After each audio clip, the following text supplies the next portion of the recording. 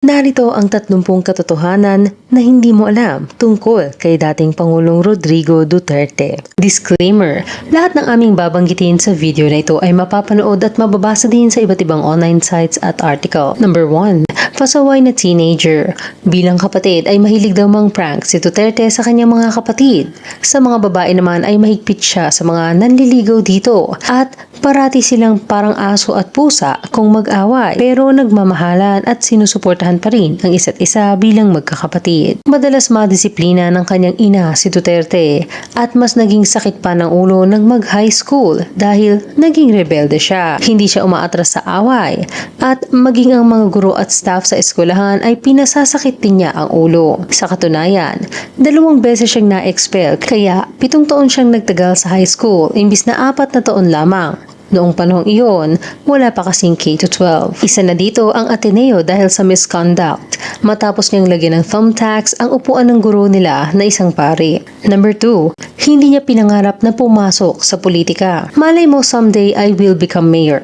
Minsan nang pabirong sinabi ni Rodrigo Duterte sa kanyang bunsong kapatid na si Jocelyn tuwing mag-uusap sila patungkol sa politika. Isang bagay na kanyang pinagtataka na gugustuhin ng kahit sino sa kanyang mga kapatid, lalo na at alam nila kung gaano kahirap ang lumaki bilang anak ng gobernur. Pero iba ang landas na nais ni Duterte. Siya ay kumuha ng law at nagtrabaho bilang isang prosecutor para sa gobyerno ng halos isang dekada hanggang sa nangyari ang EDSA 1 na nagpatalsi kay dating Pangulong Ferdinand Marcos Sr. Masaya daw siyang nagtatrabaho bilang isang prosecutor nang bigla siyang hugutin at italaga bilang OIC Vice Mayor ng Davao noong 1986. Anya, I am a child of destiny. I never wanted to be mayor. If you believe in God, you believe in destiny. I was happy being a prosecutor until one day I was yanked out of my position and was appointed OIC Vice Mayor. Ang kanyang inang si Nanay Suling daw talaga ang nililigawan na maging OIC Vice Mayor pero inialok na lamang niya si Rodrigo Duterte na nooy 41 years old na at may 2 pang anak. Number 3. Cebuano ang kanyang pamilya. Ang mga Duterte ay tubong Cebu bago lumipat ang kanilang pamilya sa Davao. Katunayan, bago maging governor sa Davao ay dati nang naging mayor ang kanyang ama sa Danao, Cebu. Ang kanyang pinsan na si Ronald Duterte ay naging mayor ng Cebu City at ang ama naman nitong si Ramon Duterte ay humawak din ng posisyon sa politika doon. Itinuturing din ni Duterte na kamag-anak ang ilan pang politiko sa Cebu gaya ng pamilya Almendra at Durano. Kinukonsidera pa rin ni Duterte ang kanyang sarili bilang isang Cebuano at minsan nang kinonsidera na magretiro sa Danao kung saan mayroon siyang isang maliit na lupa.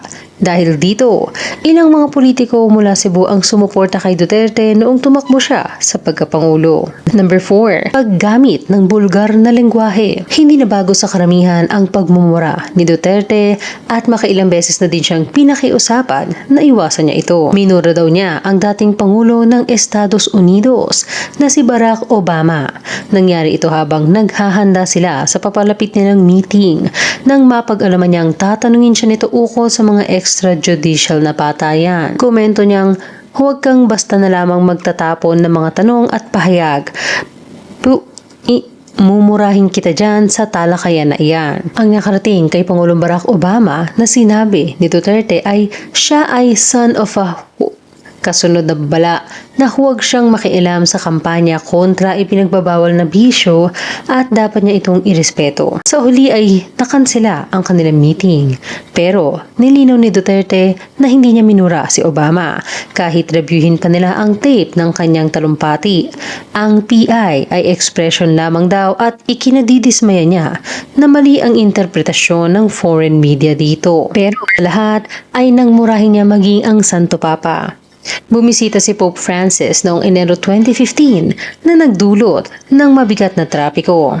Si Duterte daw ay naipit ng 5 oras mula sa kanyang hotel papuntang airport. Sa kanyang speech ng Nobyembre 2015 ay sinabi niyang habang pinananatili ang tono ng pagbibiro na gusto daw niya itong tawagan at sabihing, Pope, PI ka, umuwi ka na. Huwag ka nang magbisita dito. Pero makalipas ang ilang oras ay sinabi niyang hindi niya layunin na atakihin ang Santo Papa. At ang kanyang galit ay nakadirekta sa gobyerno dahil sa hindi mainam ang kanilang pag-handle sa sitwasyon na nagdulot ng labis na pagkagambala sa buhay ng mga tao. Aniya, I was expressing my exasperation with the government. It's okay to receive visitors, but you don't impose hardships on people. Nilinaw niya naman sa isang pahayag na hindi dahil nakikipag-away siya sa mga cardinal at bishops ay wala na siyang respeto sa Diyos. Number 5. Ang kanyang mga pahayag sa relihiyon at pang-aabuso ng isang pari sa kanya. Naging pasaway sa eskwelahan si Duterte at na-expel pa sa Ateneo de Davao University noong high school. Pero noong 2015 ay inamin niyang inaabuso sila ng isang pare doon tuwing confession. Nang hinamon siya ng Catholic Bishops Conference of the Philippines ay pinangalanan niya si Father Mark Falvi na noong 2002 lamang lumabas ang mga akusasyon ng kanyang mga naging biktima. Noong 2008, ang Diocese of Sacramento kung saan kabilang ang kapatid nitong si Father Arthur Falvi ay nagbayad ng 100,000 settlement sa isang biktima umano ng pare. Nang tanungin si Duterte kung bakit hindi siya nagsumbong ay sinabi niyang masyado siyang bata noon at takot sa mga otoridad. Aniya, I was only 14 or 15. I am now 70 years old. How do you suppose I should file a case? Number 6, ang tatay niya ay kaalyansa ni Marcos at ang nanay niya ay anti-Marcos. Itinalaga ni dating Pangulong Marcos Sr. ang ama ni Rodrigo na si Vicente Duterte bilang Secretary of General Services o katumbas ng Department of Interior and Local Government natin ngayon sa kanyang unang termino. At ayon kay Duterte, ang ama niya ay isa sa dalawa na hindi umalis sa tabi ni Marcos noong panahon ng kanyang pinakamadilim na oras kung saan ang lahat ay lumilipat sa kalabang partido. Ang kanyang ina naman ay isang pampublikong guro na naging aktivista at pilantropo sa kanilang lugar. Naging isang malakas at kilalang personalidad na tinatawag ng marami bilang Nanay Suling. Hayagan ang pagtutol ni Nanay Suling sa di umano'y korupsyon at pang-aapi ng militar sa taong bayan. Naging boses si Nanay Suling ng mga hinaing ng mga tao sa gobyerno. Isang bagay na kinatatakutan noong panahon ng martial law. Ayon kay Duterte, isa si Nanay Suling sa bilang na taong naglalakad sa kalsada noong panahon ng martial law at nanguna sa Yellow Friday movement. Number 7, pinangangalagaan niya ang mga tribo at katutubo. Hindi na nakapagtataka na mayroong espesyal na lugar sa puso ni Duterte ang mga tribo at katutubo. Ang kanyang ina, si Nanay Suling mismo, ay isang pilantropo na taus-pusong nagmamalasakit at palaging nagpapasimula ng mga proyekto upang mapabuti ang buhay ng mga ito, gaya ng mga ETA, Bagobo, Badjao at Lumad. Si Duterte ay kabilang sa mga unang politiko na nagtalaga ng mga deputy mayors mula sa mga katutubong Lumad at Moro. Naniniwala si Duterte na sila ang pinakamainam na magrepresenta sa kani-kanilang tribo sa loob ng gobyerno upang maayos na matugunan ng mga issue at problemang kinahaharap ng kanilang mga grupo. Number 8, inilarawan niya bilang boring ang kanyang termino bilang congressman. Matapos ang 3 termino bilang mayor sa Davao, ay napilitan si Duterte na tumakbo sa ibang posisyon. Dahil na rin sa mandato ng 1987 Constitution na ang mga lokal na opisyal ay maaari lamang ihalal sa 3 magkakasunod na 3 taong termino. Kilala siya sa kanyang pagiging hands-on sa kanyang pamamalakad, kaya hindi niya lubusang ma-appreciate ang pag-upo sa Kongreso upang gumawa ng mga batas. Katunayan, sa dami ng kanyang oras ay nagagawa na niyang maglakad-lakad sa mall at manood ng sine.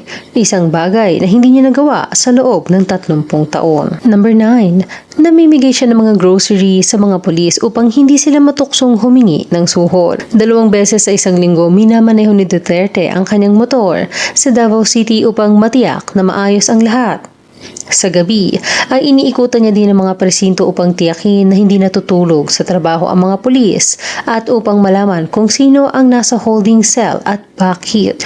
Ayon sa Time Magazine, ay gumawa ng polisiya si Duterte na magbibigay ng grocery sa mga pulis upang hindi sila matukso na manghingi ng suhol. Pero ang kabaitang iyon ay may hangganan. Kapag nahuli niya ang isang pulis na umaabuso, humihingi ng suhol o di kaya'y lasing habang naka-duty, siya daw mismo ang mambubugbog dito. Number 10, sinusuportahan niya ang karapatan ng LGBTQ+.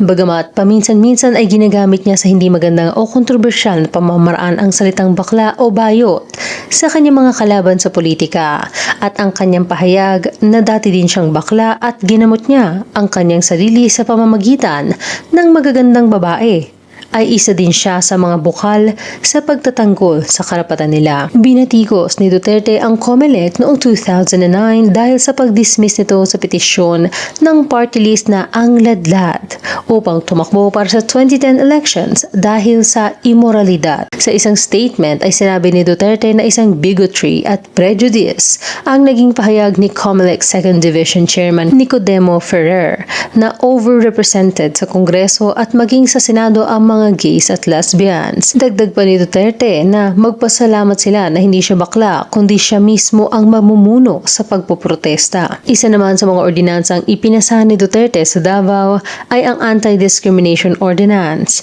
na pangunahing nagbabawal sa diskriminasyon laban sa LGBT at miyembro ng minority groups. Number 11. Ipinaglalaban niya ang women's rights.